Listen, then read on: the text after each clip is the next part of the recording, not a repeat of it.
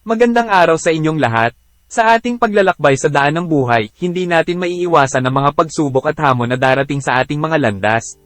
Ngunit huwag nating kalimutan na ang mga pagsubok ay hindi dala ng iba kundi oportunidad para tayo ay lumago at magbago.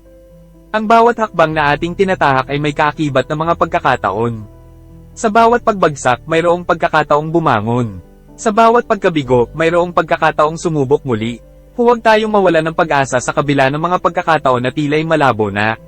Ang pagsusumikap at determinasyon ay ang mga susi upang tayo ay magtagumpay. Isipin natin, ang mga sikat na tala sa kalangitan ay hindi nakikita sa pinakamaliwanag na mga gabi. Gayon din, ang ating mga tagumpay ay mas pinahahalagahan kapag ito ay nakamit sa kabila ng mga pagsubok.